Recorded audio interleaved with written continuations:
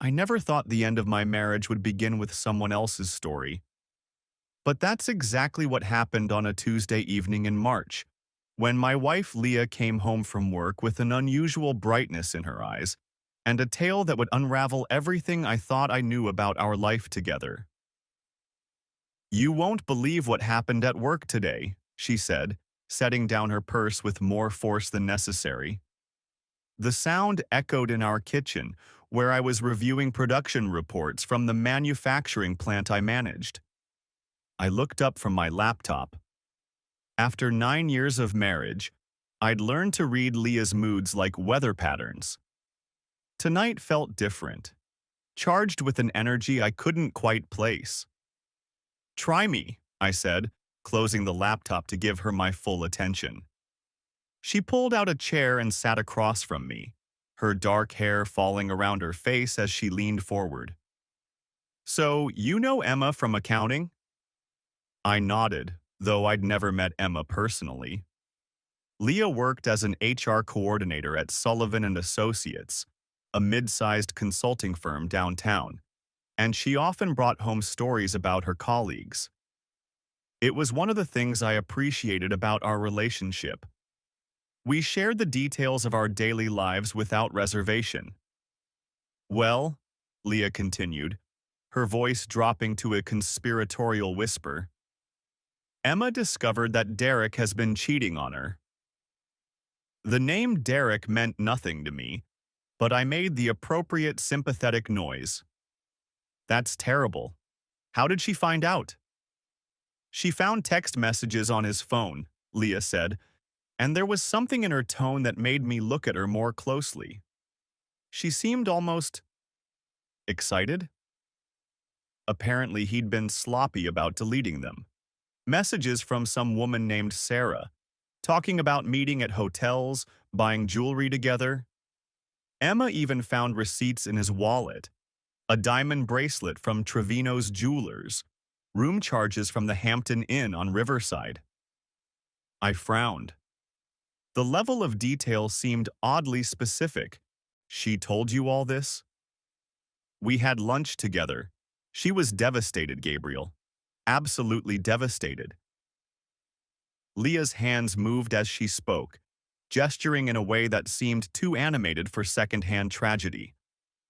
23 years of marriage down the drain because Derek couldn't keep it in his pants. The crude language surprised me. Leah typically chose her words more carefully, especially when discussing other people's pain. "What's she going to do?" I asked. "That's the thing," Leah said, leaning back in her chair. "She's not sure. Part of her wants to confront him immediately, but another part thinks she should gather more evidence first. She asked me what I thought you would do if you were in Derek's position." I blinked. "If I were in Derek's position? You mean if I were cheating?" "No, no," Leah said quickly. "If you were Derek, if you were the one who got caught, what would you say? How would you try to explain it?" The question felt strange, hypothetical in a way that made me uncomfortable. But I answered honestly, the way I always did with Leah.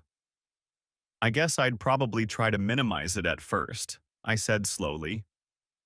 "Maybe claim it wasn't serious, that it didn't mean anything. If that didn't work, I might try to blame her somehow. Say the marriage was already in trouble, that I was lonely or whatever." Leah nodded, as if taking mental notes. "And if she said she might forgive you? If she was willing to work through it?" "Then I'd probably promise to end it immediately and go to counseling," I said. "Though honestly, Leah, I can't imagine being in that situation. The idea of betraying your trust—" I shook my head. "It's not something I could live with." "But hypothetically," she pressed, "if you had already crossed that line and I found out, and I was willing to forgive you, what would that mean to you?" I studied her face, trying to understand why she was pushing this particular line of questioning. "I suppose it would mean I'd gotten incredibly lucky," that I was married to someone with more grace and forgiveness than I deserved. Something flickered across her expression. Satisfaction, maybe, or relief. Emma asked me to ask you because she thinks Derek might try all those tactics. She wants to be prepared. That made sense, I supposed. Leah was good at reading people, and I'd always been logical about human behavior. It was part of what made us work well together. Her emotional intelligence paired with my analytical approach. Well, tell Emma that if she's already found concrete evidence, she should probably prepare for exactly those responses, I said, and remind her that actions matter more than words. If Derek is truly sorry, he'll prove it through his behavior, not just his promises. Leah smiled then, a bright expression that seemed almost triumphant. I'll tell her exactly that. The conversation moved on to other topics. My day at the plant, weekend plans, a movie we'd been meaning to watch. But something about the Derek and Emma story lingered in my mind. Maybe it was the way Leah had told it, with such vivid detail and personal investment. Or maybe it was the specific nature of her hypothetical questions. 2 days later, everything became clear. I was having lunch at Rossetti's, a family Italian place near the plant, with Frank Russo, one of my quality control supervisors. Frank and I had worked together for 6 years, and we'd developed the kind of easy friendship that exists between men who respect each other's work ethic. He was reliable, methodical, and absolutely devoted to his wife Diana. Which is why I was surprised when he walked into the restaurant looking like he hadn't slept in days. "You look terrible," I said as he slid into the booth across from me. Frank rubbed his face with both hands. "I feel terrible. Diana and we're having some serious problems." I set down my sandwich. Frank rarely discussed personal issues, and when he did, it was usually with the same measured approach he brought to quality inspections. "What's going on?" "I think she's having an affair," he said quietly. "No, I know she is. I found evidence last night." My stomach dropped. Evidence? Text messages on her phone. She left it charging in the kitchen, and a message popped up from some guy named James. Something about meeting at their usual place. Frank's voice was strained. So I looked through the rest of the messages. This has been going on for months, Gabriel. Months. I felt a strange sense of déjà vu. What kind of messages? Intimate stuff. Plans to meet at the Hampton Inn on Riverside. References to jewelry he bought her. A diamond bracelet from Trevino's Jewelers. Frank's hands were shaking slightly. 23 years of marriage, and she throws it away for some guy named James. The blood drained from my face. The Hampton Inn on Riverside, Trevino's Jewelers, a diamond bracelet, 23 years of marriage, the exact details Leah had told me 2 days earlier, supposedly about her co-worker Emma and Emma's husband Derek. "Frank," I said carefully, "when did you discover this?" "Last night. Wednesday night. I couldn't sleep afterward, kept going through everything in my head." Wednesday night. But Leah had told me Emma's story on Tuesday evening, presenting it as something that had already happened, something Emma had already discovered and shared during their lunch. Which meant either Leah was psychic, or she had known about Diana's affair before Frank himself knew about it. My mind raced through the implications. There were only a few ways Leah could have known those specific details before Frank discovered them. Either she knew Diana personally, which she'd never mentioned, or she was somehow connected to the affair itself. "I'm sorry, Frank," I managed to say. That's devastating." He nodded miserably. "I don't know what to do. Part of me wants to confront her, but another part thinks I should gather more evidence first. What would you do? The question hit me like a physical blow. It was the same question Leah had claimed Emma asked, only now I knew Emma didn't exist. The whole story had been a lie, a test case presented to gauge my reactions. I think, I said slowly, you should be very careful about how you proceed. Make sure you have all the facts before you make any decisions. It was good advice, and I intended to follow it myself. That evening, I sat in my car outside our house for 10 minutes before going inside. I needed to think, to process what I'd learned without letting my emotions show on my face. Leah was intelligent and observant. If I came in rattled, she'd notice immediately. The house smelled like the chicken parmesan she'd made for dinner, one of my favorites.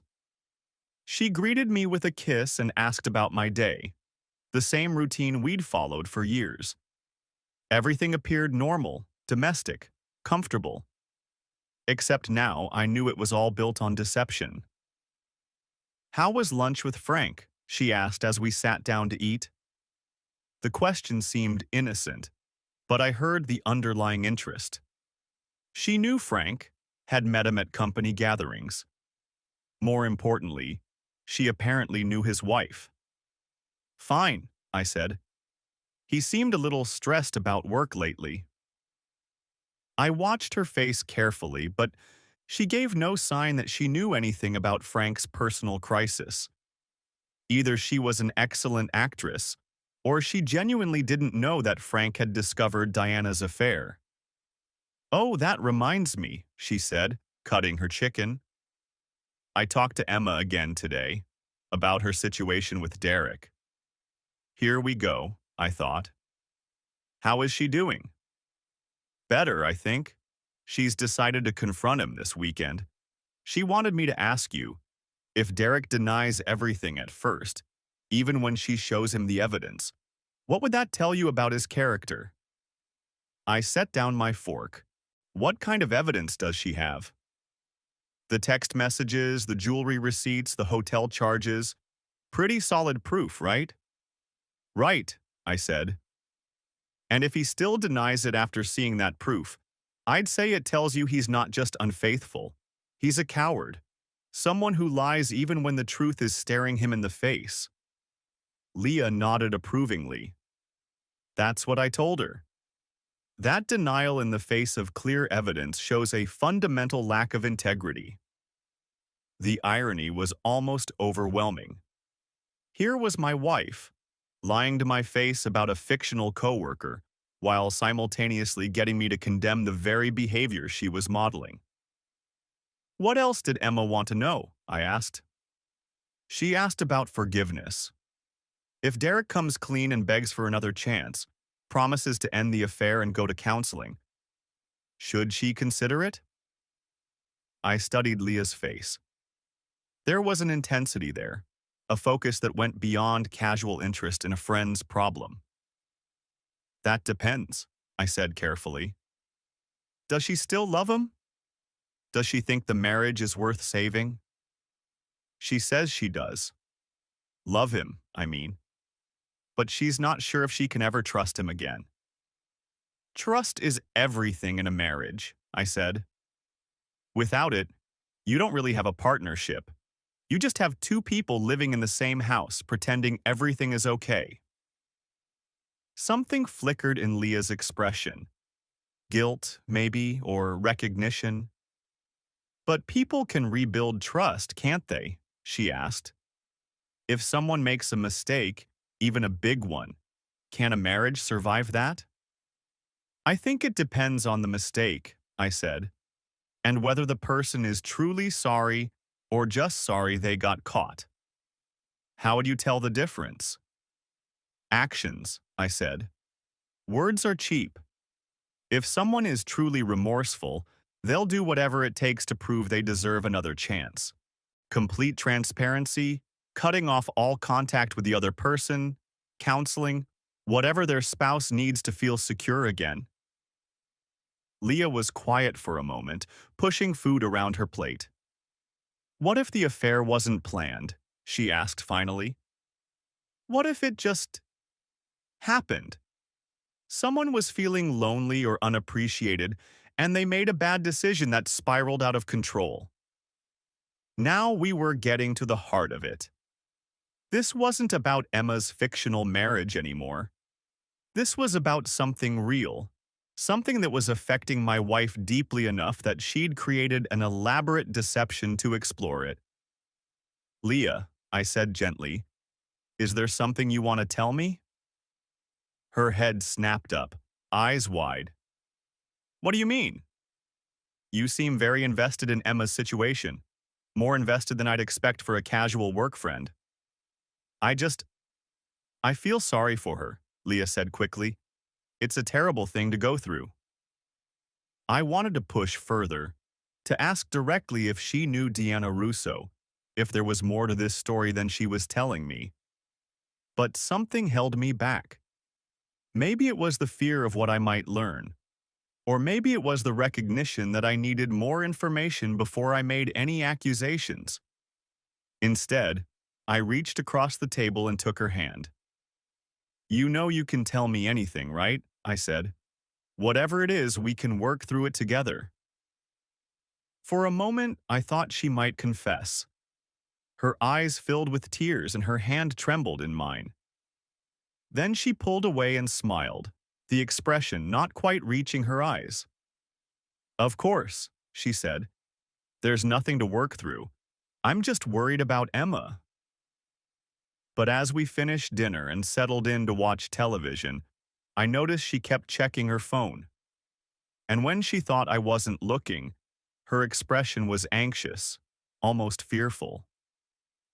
Something was happening. Something that involved Deanna Russo's affair and my wife's suspicious knowledge of details she shouldn't have known. I needed to find out what it was. The next day at work, I couldn't concentrate on the production schedules and quality reports that usually demanded my full attention. Instead, I found myself thinking about connections. How Leah might know Deanna Russo. What circumstances could have given her advance knowledge of the affair? During my lunch break, I drove to Leah's office building. Sullivan and Associates occupied 3 floors of a glass tower downtown, and I'd been there several times for company parties and spouse events. The lobby was busy with the usual flow of business people, but I wasn't there to see Leah. I was there to see if Emma from accounting actually existed. The building directory listed all the companies by floor, but didn't include individual employee names. That was fine. I had a different approach in mind. I took the elevator to the 7th floor, where Sullivan and Associates had their reception area. The receptionist, a young woman named Kelly who I'd met at the Christmas party, looked up with surprise when she saw me. "Gabriel, what a nice surprise. Are you here to see Leah?" "Actually," I said, trying to sound casual, "I'm here to drop something off for Emma in accounting. Leah asked me to stop by since I was in the area." Kelly's expression became confused. "Emma in accounting? I'm sorry, but we don't have an Emma in accounting. Our accounting department is just Marcus and Janet, and they've been our only accounting staff for 3 years." My heart sank, even though this was what I'd expected to hear. "Oh," I said, feigning confusion. "Maybe I misunderstood. Leah mentioned someone named Emma who was having some personal problems, and I thought she said accounting." "There's an Emma Rodriguez in marketing," Kelly offered helpfully, "and Emma Walsh in IT support. Would one of them be who you're looking for?" "Maybe Emma Rodriguez," I said. "Is she married to someone named Derek?" Kelly shook her head. "Emma Rodriguez is single, and Emma Walsh is married to a woman named Jennifer. I'm sorry, but I don't think we have any Emmas married to Dereks."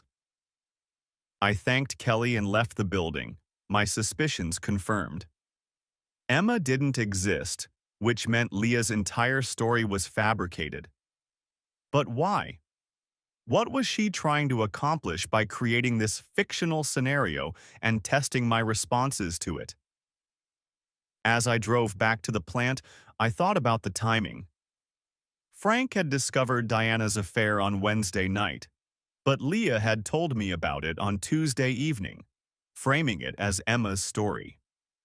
That meant Leah had known about the affair before the betrayed husband himself knew about it. There were only a few explanations for that kind of advanced knowledge. Either Leah knew Diana personally and Diana had confided in her about the affair, or Leah was somehow connected to the affair itself.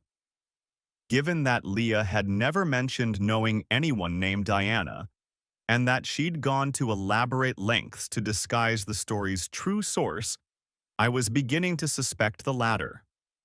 That evening, I watched Leah more carefully than I had in years. She seemed nervous, checking her phone frequently and startling when it buzzed with notifications. During dinner, she asked more questions about Emma's fictional situation. "I was thinking about what you said yesterday," she began, twirling pasta around her fork. "About trust being everything in a marriage. What about it? Do you really think it's impossible to rebuild trust after an affair, even if the person was truly sorry?" I considered my words carefully. "I think it's possible, but it would be incredibly difficult. The betrayed spouse would have to be willing to forgive, and the cheating spouse would have to be willing to do whatever it took to earn that forgiveness." "What would that look like exactly?" "Complete honesty, access to phones, emails, social media accounts, regular counseling, cutting off all contact with the affair partner. Basically, the cheating spouse would have to give up their privacy and independence until trust was rebuilt." Leah was quiet for a moment. "That sounds like a lot to ask of someone."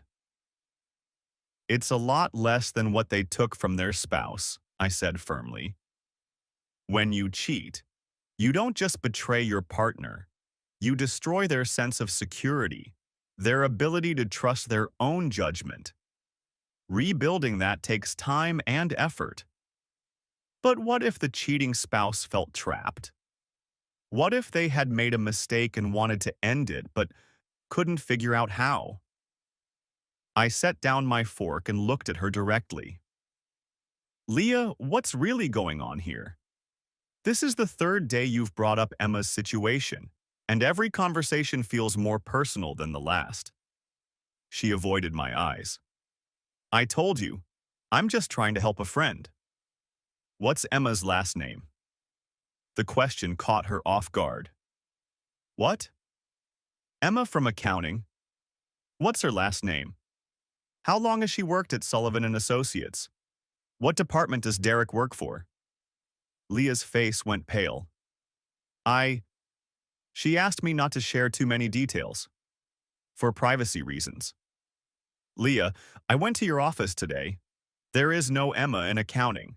Kelly told me the accounting department only has Marcus and Janet." The color drained completely from her face. For a long moment, we stared at each other across our dinner table, the comfortable routine of our marriage suddenly feeling like a performance. "You checked up on me," she whispered. "I verified a story that didn't make sense," I said calmly, "and found out it was completely fabricated. So I'll ask you again. What's really going on?" Leah's hands were shaking now. She set down her fork and pressed her palms flat against the table. "It's not what you think," she said finally. "I don't know what to think," I replied. "But I know you've been lying to me for 3 days straight. So why don't you tell me what it actually is?" She was quiet for so long that I began to wonder if she was going to answer at all. When she finally spoke, her voice was barely audible. "I've been talking to some friends. Women who've been through similar situations. They formed a support group to help each other deal with relationship problems. What kind of relationship problems? Marriages that have lost their spark, husbands who are focused on their careers and neglecting their wives, women who feel invisible in their own homes. I felt a chill run down my spine. Are you saying you feel invisible in our home? You got promoted 6 months ago, she said, still not looking at me. You're working longer hours, bringing home more responsibility. You talk about the plant constantly, about production numbers and efficiency metrics and personnel issues. When was the last time you asked me about my job? When was the last time you noticed I got my hair cut or bought a new dress? The accusation hit harder than I expected because there was truth in it.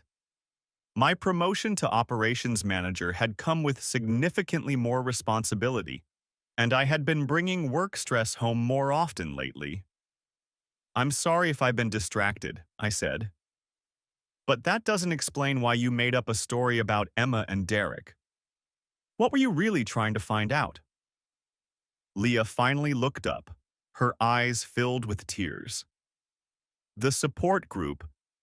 Some of the women have been in situations where their husbands cheated.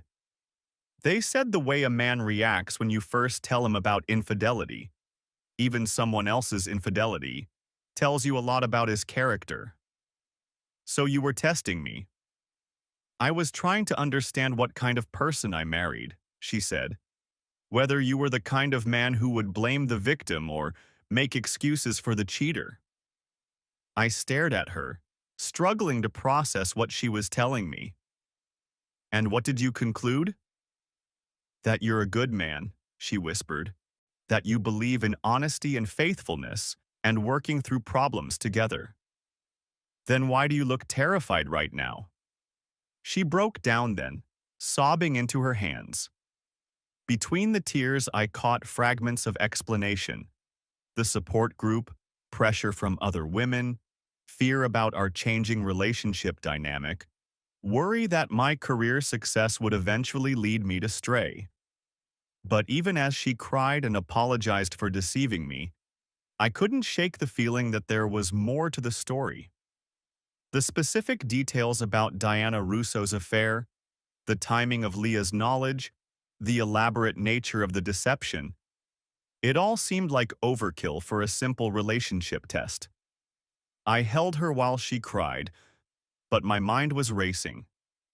If Leah was part of a support group for women with relationship problems, and if she'd known about Diana's affair before Frank discovered it, what did that say about her connection to the situation? Over the weekend, I made a decision that would have seemed unthinkable a week earlier. I was going to investigate my own wife. It started small, paying closer attention to her phone habits, noting when she went out and with whom, observing her emotional state and stress levels. What I found was troubling. Leah was receiving text messages at all hours, often stepping out of the room to read and respond to them. She'd started going to evening book club meetings twice a week, events she'd never mentioned before the Emma story began. And her explanations for these activities were vague and inconsistent. When I asked about the book club, she said they were reading relationship self-help books. When I asked which books, she mentioned titles I'd never seen around the house. When I asked about other members, she gave first names only and changed the subject quickly. The most telling sign was her mood after these evening meetings. She'd come home wired and emotional, either unusually affectionate or strangely distant. It reminded me of how she'd acted when telling me about Emma and Derek, energized by drama that wasn't quite her own. On Tuesday evening, exactly 1 week after the original Emma story, I made a decision that felt like a betrayal of everything I'd believed about our marriage. I followed her. Leah left the house at 7:30, telling me she was going to book club at Sarah Kim's house. Sarah was married to my coworker Jim, And while we'd socialized with them at company events, I'd never heard Leah mention being particularly close to Sarah. Instead of heading to the Kim subdivision, Leah drove downtown to a coffee shop called Meridian Beans. I parked across the street and watched as she went inside, my heart pounding with the realization that I was spying on my own wife. 10 minutes later, she emerged with a tall man I didn't recognize. He was well-dressed, probably in his 40s, with the kind of confident bearing that suggested success in business or professional settings. They walked to his car, a BMW sedan, and drove away together. I followed at a distance, feeling like a character in a bad movie. They went to Luigi's, an upscale Italian restaurant downtown, the kind of place Leah and I went for anniversaries and special occasions. I sat in my car outside the restaurant for 45 minutes, wrestling with what I'd discovered. My wife was on what appeared to be a date with another man, having lied about her destination and purpose for the evening. When they emerged, they stood close together outside the restaurant, and he kissed her cheek before they separated. She returned to her car, and I followed her home, arriving several minutes after she did. "How was book club?" I asked when she came inside. "Good," she said, not meeting my eyes. "We had an interesting discussion about communication and relationships." The casual lie hit me like a physical blow. After 9 years of marriage, after everything we'd built together, she could look me in the eye and lie without apparent difficulty. I excused myself to go to bed early, claiming a headache. In reality, I needed time to think, to process what I'd learned and decide what to do next. Lying in the dark while Leah showered, I thought about Frank Russo and his discovery of Diana's affair. I thought about the specific details Leah had somehow known in advance. And I thought about the man I'd seen her with tonight, the easy familiarity between them, the goodbye kiss that suggested intimacy. My wife was having an affair. That much seemed clear.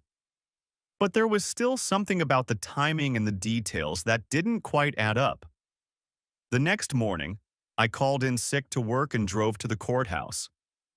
If I was going to confront Leah with evidence of her infidelity, I wanted to make sure I had all the facts.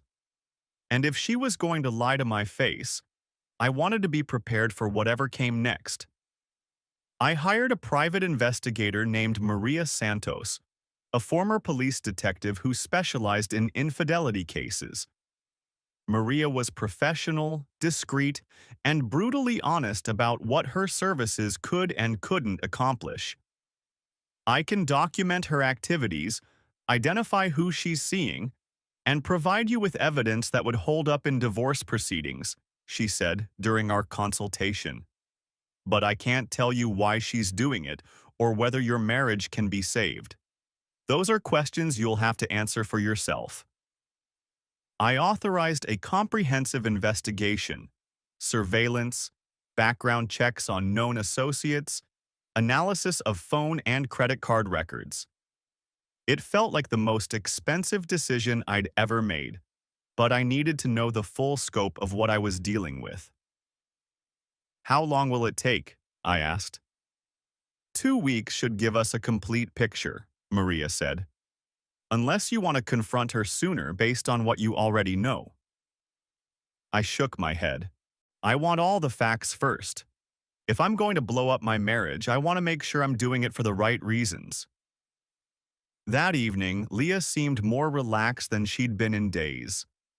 She made my favorite dinner, asked about my work, and suggested we watch a movie together. For a moment, I almost convinced myself that I'd been wrong about the restaurant, that there was an innocent explanation for what I'd seen. Then her phone buzzed with a text message, and I saw her expression change. She read the message quickly and deleted it, then excused herself to use the bathroom. When she came back, she was distracted and distant, checking her phone every few minutes. "Everything okay?" I asked. "Fine," she said quickly. "Just work stuff." Another lie, delivered with the same casual ease as all the others. Over the next 2 weeks, I lived in a strange state of suspended reality. During the day, I managed the manufacturing plant, attended meetings, and solved production problems. In the evening, I came home to a wife who was lying to me about fundamental aspects of her life, and I pretended everything was normal. Leah continued attending her mysterious evening meetings, always with different explanations.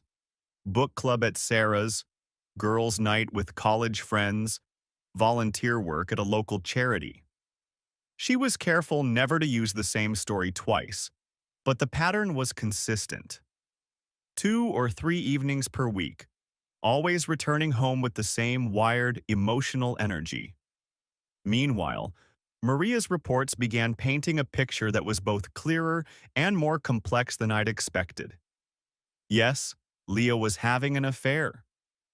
The man from the restaurant was named James Crawford, a marketing executive at a downtown firm. But he wasn't just her affair partner.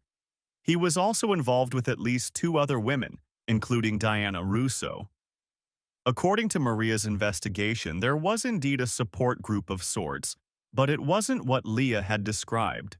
Instead of women dealing with relationship problems, it was a network of wives who were all involved with the same man. They knew about each other, covered for each other, and apparently shared information about their husband's potential reactions to infidelity. The Emma story suddenly made perfect sense. Leah had known about Diana's affair because she was part of the same network. When Frank discovered Diana's infidelity on Wednesday night, Leah had already heard all the details from Diana herself and had used those details to create a fictional test case for me. But the most disturbing revelation was still to come. According to Maria's research, the network operated with a specific philosophy. Successful men inevitably cheat, so successful wives should secure their own options before they're abandoned for younger women. The group encouraged testing their husbands' reactions to hypothetical infidelity scenarios, gathering intelligence about potential divorce settlements, and maintaining emotional and physical affairs as insurance policies. Leah wasn't just cheating. She was part of an organized system designed to prepare wives for the anticipated failure of their marriages. "How many women are involved?" I asked Maria during our final meeting. "At least 6 that I've identified," she said, sliding a folder of photographs and documents across the table. "All married to successful men, all involved with James Crawford, all sharing information and covering for each other's activities." I opened the folder and saw photos of Leah with James, Diana with James, and several other women I didn't recognize. The documentation was comprehensive: restaurant receipts, hotel registrations, text message logs, financial records. "What about the husbands?" I asked. "Do any of them know?" "Frank Russo discovered his wife's affair, but he doesn't know about the network aspect yet. The others appear to be unaware." I studied the photos, feeling a mixture of rage and sadness. In some of them, Leah looked happier than I'd seen her in months. In others, she appeared anxious, almost guilty. "What's your recommendation?" I asked. Maria leaned back in her chair. "That depends on what you want to accomplish. If your goal is to end the marriage with maximum financial advantage, we have enough evidence to achieve that. If your goal is to save the marriage, you'll need to address not just the affair but the entire belief system that led to it." "What do you mean?" "Your wife believes that successful men inevitably cheat and abandon their wives," Maria explained. "She's acting on that belief by securing what she sees as necessary backup plans. Unless you can convince her that her assumptions are wrong, ending this affair won't solve the underlying problem." I left the meeting with a folder full of evidence and a choice to make. I could confront Leah immediately with proof of her betrayal, or I could try to understand why she'd been driven to such extreme deception. That evening, I found her in the kitchen, preparing dinner with unusual care. She'd made lamb with rosemary, one of my favorites, and set the table with our good china. "What's the occasion?" I asked. "No occasion," she said, but there was something forced about her cheerfulness. "I just wanted to do something nice for us." As we ate, she asked questions about my work, my plans for the weekend, my thoughts about taking a vacation together. It felt like she was trying to reconnect, to rebuild something that had been damaged. "Leah," I said finally, "do you remember the story you told me about Emma and Derek?" Her fork paused halfway to her mouth. "Of course. Why?" "I've been thinking about what you said, about testing someone's character by seeing how they react to stories about infidelity." "What about it?" I pulled out my phone and showed her one of Maria's photos, Leah and James Crawford holding hands outside Luigi's restaurant. Her face went completely white. The fork fell from her hand and clattered against her plate. "Gabriel," she whispered. "I know about James," I said calmly. "I know about Deanna Russo and the other women. I know about the support group and the philosophy behind it. What I don't know is why." She started to cry then, but they weren't the tears of someone who'd been caught in a lie. They were tears of relief, as if she'd been carrying a burden too heavy to bear alone. "How long have you known?" she asked. "I suspected something after Frank told me about Diana's affair. The details matched your Emma story too perfectly for coincidence." "Frank? Frank Russo from your plant?" I nodded. "Diana is his wife. When he told me about discovering her affair, he used the exact same details you'd shared about Emma. The hotel, the jewelry store, the text messages, even the 23 years of marriage. It was impossible unless you'd known about Diana's situation before Frank discovered it." Leah closed her eyes. "I never meant for this to happen." "Which part? The affair or getting caught?" "Any of it," she said. "The whole thing started innocently. I met Diana at the gym, and we became friends. She was struggling in her marriage, feeling like her husband took her for granted. I was feeling the same way about us." "So you started a support group?" "Not exactly.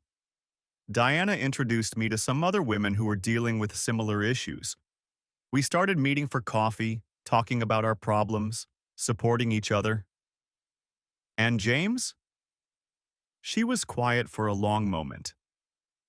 "James was married to one of the women in the group. When his marriage ended, he started becoming involved with some of us. Some of you.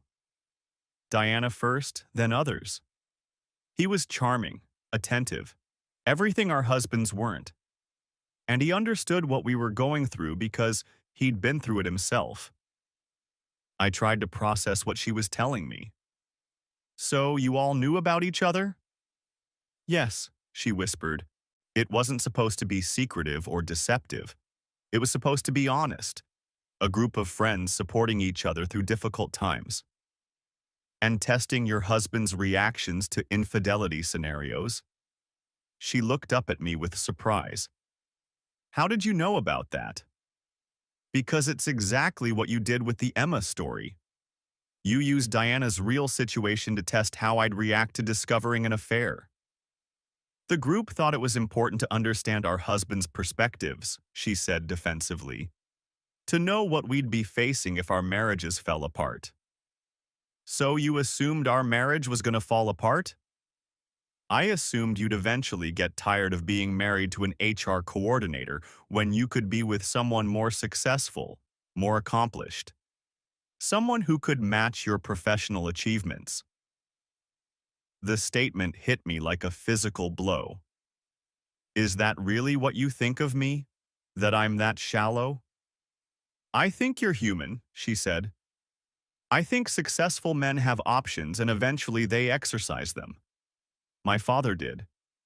Diana's husband was starting to. James's ex-wife found out the hard way. I sat back in my chair, trying to understand the worldview that had led to such an elaborate deception. In Leah's mind, she wasn't betraying our marriage. She was preparing for its inevitable end. What was the end game? I asked. How long were you planning to keep this going? I don't know, she admitted. I kept thinking I'd find the courage to end it, but James was persistent. And the other women said I was crazy to give up someone who appreciated me. Did you want our marriage to end? She looked at me with eyes full of tears. No, but I wanted to be prepared if it did. I wanted to know that someone found me attractive, that I wasn't just a placeholder until you found someone better. The twisted logic was almost heartbreaking. She'd been so afraid of being abandoned that she'd created the very scenario she was trying to avoid. What happens now? She asked. I looked at the evidence folder still sitting on the table, then at my wife of 9 years, the woman I'd planned to grow old with. I don't know, I said honestly. I need time to process all of this. That night, I slept in the guest room for the first time in our marriage. Not because I was angry, though I was, but because I needed space to think clearly about what came next. The next morning, I called Frank Russo and asked if we could meet for coffee. He deserved to know that he wasn't dealing with this situation alone. We met at a diner halfway between the plant and his house. Frank looked better than he had during our lunch conversation, more resolved and less devastated. I confronted Diana, he said, after we'd ordered coffee. She admitted everything, said she was sorry, that it had gone too far, that she wanted to work on our marriage. How do you feel about that? Confused, he admitted. Part of me wants to believe her, but part of me wonders how I can ever trust her again. I pulled out one of Maria's photos. Diana with James Crawford and 2 other women, all of them looking relaxed and happy. Frank, there's something you need to know about Diana's affair. She wasn't acting alone. I told him about the network, about the shared philosophy and mutual support system. I told him about Leah's involvement and my own discovery process. By the time I finished, Frank was staring at the photo with a mixture of shock and understanding. So they all knew about each other? He asked. Yes, and they were all testing their husbands' reactions to prepare for potential divorces. Frank was quiet for a long time, studying the photograph. Diana asked me what I would do if she forgave me for an affair, he said finally. She presented it as a hypothetical question, but now I wonder if she was testing my response. Probably. Jesus, he muttered. How do you rebuild a marriage when the foundation is that rotten? It was a good question, and one I didn't have an answer for. Over the next few weeks, Frank and I stayed in touch as we both navigated the aftermath of our discoveries. He decided to separate from Diana and pursue divorce proceedings. I decided to try counseling with Leah, though I wasn't optimistic about the outcome. The counseling sessions were brutal. Leah's fears about our relationship had been simmering for months, fed by the support group's philosophy and her own insecurities about my career advancement. She'd convinced herself that cheating was inevitable in successful marriages, so she'd acted on that belief. I thought I was being smart, she said, during one particularly difficult session. I thought I was protecting myself. From what? The counselor asked. From being the naive wife who gets blindsided when her husband trades her in for a younger model. Did Gabriel ever give you reason to believe he was considering that? Leah looked at me, then back at the counselor. He started working later hours after his promotion. He talked about work more, brought home stress more often. He seemed less interested in my job, my daily life. It was true, and I acknowledged it. My promotion had come with increased responsibility and longer hours, and I had been more distracted at home. But the gap between those legitimate concerns and the elaborate affair network seemed impossibly wide. "Why didn't you talk to me about feeling neglected?" I asked during one session. "Because I was afraid you'd just promise to do better without actually changing anything," she said. "I was afraid you'd see it as nagging or neediness. So instead, you started an affair?" "I started looking for evidence that you still found me attractive and valuable," she corrected. "James provided that evidence." The counselor tried to help us work through the trust issues and communication problems, but the foundation had been too badly damaged. Every conversation felt like an interrogation. Every late night at work felt like a potential cover story. Every friendly interaction with female colleagues felt like a threat. 3 months after my discovery, we separated. Leah moved in with her sister, and I filed for divorce. The divorce proceedings were complicated by the evidence Maria had gathered. Leah's lawyer tried to argue that the affair was a symptom of marital problems rather than the cause, but the documentation of the support group's activities painted a picture of premeditated deception. In the end, we settled out of court. Leah kept her car and half of our savings. I kept the house and my retirement accounts. We divided our debts equally and agreed to no spousal support. The most difficult part wasn't the legal proceedings, it was watching our social circle implode. The revelation of the affair network affected multiple couples and friend groups. Some people took sides, others withdrew from both of us, and a few tried to maintain relationships with both parties. Sarah Kim, whose house Leah had supposedly attended book club meetings, was particularly hurt when she learned her name had been used as cover for affair-related activities. Jim Kim, Sarah's husband and my co-worker, was embarrassed and angry about the deception. The ripple effects extended to Leah's workplace as well. Sullivan and Associates conducted an internal review of her HR practices after learning about her involvement in the affair network. While they didn't find evidence of professional misconduct, the scandal damaged her reputation and made her job situation uncomfortable. 6 months after our separation, Leah took a position with a smaller firm in another city. We spoke briefly before she left. "I'm sorry," she said. "I know that doesn't change anything, but I needed you to know that I never stopped loving you." "I know," I said, "but love wasn't enough to overcome the fear and deception." "If you could do it over again, would you handle things differently?" I thought about it. "I would have been more attentive to your concerns about our relationship. I would have made more effort to maintain our emotional connection despite work pressures. But I wouldn't change how I handled discovering the affair. You made choices based on assumptions about my character that turned out to be wrong." She nodded sadly. "I hope you find someone who deserves the kind of loyalty you offered me." After she left, I focused on rebuilding my life. The work at the plant provided structure and purpose, and my performance during the personal crisis had earned respect from senior management. I was promoted to plant manager within the year. Frank Russo and I maintained our friendship through the divorce proceedings and beyond. We found that having someone who understood the specific betrayal we'd experienced was invaluable for processing the anger and grief. We also stayed in touch with Tom Chan, another man from the plant whose wife had been part of the affair network. Tom's discovery had come later than ours, but the pattern was the same.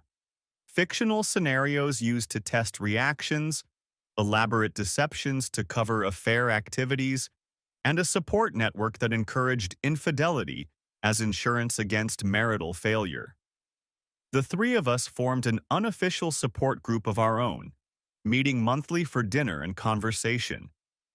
It wasn't therapy, exactly, but it was helpful to talk with people who understood the particular kind of betrayal we'd experienced. 2 years after my divorce was finalized, I met Rachel Foster at a professional development seminar. She was an accountant with her own practice, someone who understood the demands of career advancement without feeling threatened by them. Our relationship developed slowly, built on transparency and honest communication about our histories and expectations. I told her about Leah and the affair network early in our dating relationship, and she shared her own experiences with a previous marriage that had ended due to financial irresponsibility. "Do you worry that I'll cheat?" she asked me one evening over dinner. "Sometimes," I admitted. "But I'm more aware of the warning signs now. And I think I'm better at addressing relationship problems before they become crises." "What would you do if you found out I was having an affair?" The question reminded me of Leah's tests, but Rachel's tone was different, genuinely curious rather than manipulative. "I'd end the relationship immediately," I said. "I learned from my marriage that trust, once broken that completely, can't be rebuilt, at least not for me." She nodded. "I think that's healthy. Some things should be deal breakers." That conversation, and many others like it, convinced me that Rachel and I shared compatible values about honesty and commitment. We married 3 years after we met, in a small ceremony attended by close friends and family. Frank remarried as well, to a widow he met through his church. Tom decided to remain single, focusing on his career and his relationship with his teenage children. Occasionally, I heard updates about Leah through mutual acquaintances. She'd married James Crawford and moved to Phoenix, where he'd taken a position with a marketing firm. According to the reports, they seemed happy, though I wondered if she still worried about being abandoned for someone younger and more successful. The experience taught me several important lessons about marriage and trust. First, assumptions about your partner's character, if left unexamined, can become self-fulfilling prophecies. Leah's belief that I would eventually cheat led her to cheat first, creating the very betrayal she was trying to avoid. Second, the quality of your social network matters enormously. The women in Leah's support group reinforced her fears and encouraged destructive behavior rather than helping her address the actual problems in our marriage. Third, transparency and communication, while not sufficient to guarantee a successful marriage, are absolutely necessary. If Leah had been honest about her fears regarding my career advancement and her concerns about our relationship dynamic, we might have been able to address those issues before they became crises. Finally, I learned that some betrayals are too fundamental to overcome. The affair itself was devastating, but the elaborate deception and testing were what made the relationship impossible to repair. Trust, once destroyed that completely, can't be rebuilt on the same foundation. Looking back now, I don't regret the way I handled the situation. The investigation was necessary to understand the full scope of the deception, and the decision to divorce was the right choice for both of us. Leah needed to be with someone who shared her worldview about marriage and fidelity, and I needed to be with someone who shared my commitment to honesty and transparency. The borrowed betrayal, using Diana's real affair as a fictional test case, revealed more about Leah's character and mindset than any amount of marriage counseling could have accomplished. It showed me that she was capable of elaborate deception in service of her fears, and that she viewed our marriage as a temporary arrangement that would inevitably fail. Those weren't character flaws that could be fixed through better communication or more attention to her emotional needs. They were fundamental differences in how we viewed commitment, trust, and the possibility of lasting love. The story began with someone else's betrayal and ended with the discovery of my own wife's infidelity. But in between, I learned valuable lessons about the importance of choosing partners who share your values, addressing relationship problems honestly and directly, and recognizing when a relationship has been damaged beyond repair. Most importantly, I learned that rebuilding after betrayal is possible, but it requires starting fresh rather than trying to repair what's been irreparably broken. Sometimes the most loving thing you can do is let go of what you thought you wanted and open yourself to what you actually need. Rachel and I have been married for 5 years now, and our relationship is built on the transparency and trust that I once took for granted. We discuss our fears and concerns openly, address problems as they arise, and maintain separate friendships and interests without secrecy or deception. It's not the marriage I once had with Leah, and it's not the naive trust I once believed was unshakable. It's something more intentional and conscious. A partnership between two people who have chosen to be honest with each other about their flaws, fears, and expectations. The borrowed betrayal taught me that some tests reveal more about the tester than the tested. Leah's fictional scenario was designed to evaluate my character, but it ultimately revealed hers. And while the discovery was devastating at the time, it led me to a life that's more authentic and fulfilling than what I had before. Sometimes the worst thing that happens to you turns out to be the best thing that could have happened.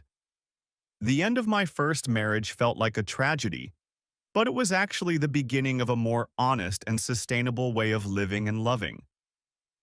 The network of women who had supported each other through their affairs eventually disbanded as their marriages collapsed and their lives moved in different directions. The philosophy that had bound them together, that successful marriages inevitably fail, proved to be a self-fulfilling prophecy that destroyed the very relationships they thought they were protecting. But for those of us who survived the deception and rebuilt our lives on more solid foundations, the experience provided valuable clarity about what we actually needed in our relationships. We learned to value honesty over comfort, transparency over harmony, and authentic connection over the illusion of security. The borrowed betrayal was ultimately a gift, though it didn't feel like one at the time. It forced me to confront the difference between the marriage I thought I had and the marriage I actually had. And it led me to the relationship I needed. One built on mutual respect, shared values, and the kind of trust that comes from choosing each other honestly, every day, rather than simply assuming that love is enough to overcome any obstacle. In the end, that assumption, that love conquers all, was what had made Leah's deception possible. I had trusted her completely because I loved her, never imagining that she was capable of the elaborate lies and manipulation I eventually discovered. Now I know better. Love is important, but it's not enough. Trust must be earned and maintained through consistent actions over time. Communication must be honest and direct, even when the conversations are difficult. And the assumptions we make about our partners must be regularly examined and verified through actual evidence rather than wishful thinking. These lessons, learned through the painful dissolution of my first marriage, have made my second marriage stronger and more resilient. Rachel and I don't take each other's fidelity for granted. We actively choose it, discuss it, and demonstrate it through our actions. The borrowed betrayal revealed the fragility of assumptions and the danger of unexamined fears, but it also revealed the possibility of building something better on the ruins of what was lost. Sometimes you have to lose everything you thought you wanted to discover what you actually need.